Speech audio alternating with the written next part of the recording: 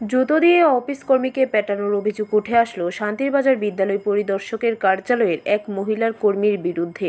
ঘটনার বিবরণে জানা যায়, শান্তিরবাজার বিদ্যালয় পরিদর্শকের কার্যালয়ে বিগত 5 মাস পূর্বে পিয়ালি বিশ্বাস নামে এক মহিলা কর্মীকে নিয়োগ করা হয়েছে। এই মহিলা কর্মী প্রতিনিয়ত অফিস কর্মীদের নানানভাবে হেনস্থা করার অভিযোগ উঠে আসছে। বুধবার এই মহিলা কর্মী অফিসের কয়েকজন কর্মীকে পায়ের জুতো খুলে নিক্ষেপ করার অভিযোগ উঠে আসলো। একটি ভিডিওর মধ্যে মহিলা কর্মীর উচ্চস্বরে আওয়াজ, অফিস কর্মীদের গালিগালাজ করা ও পায়ের জুতো নিক্ষেপ করার চিত্র লক্ষ্য করা যায়। এই বিষয়ে অফিসের কর্মীদের নিকট জানতে চাইলে ওনারা জানান, বিগত 2020 সালেও এই ধরনের কার্যকলাপের জন্য মহিলা কর্মীকে অন্যত্র বদলি করা হয়েছে। এই মহিলা কর্মী সবসময় এই ধরনের আচরণ করে বলে অভিযোগ।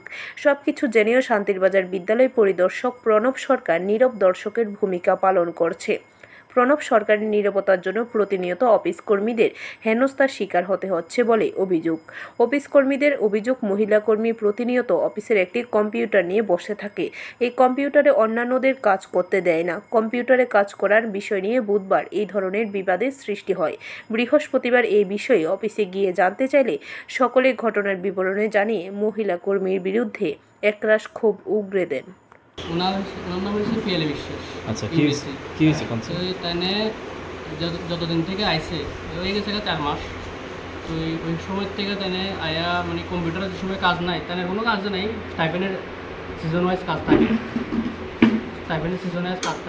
তো এই স্টাইপেন্ডের কি কাজ বেশিক্ষণ থাকে না। ব্যুরো রিপোর্ট, খবর ত্রিপুরা।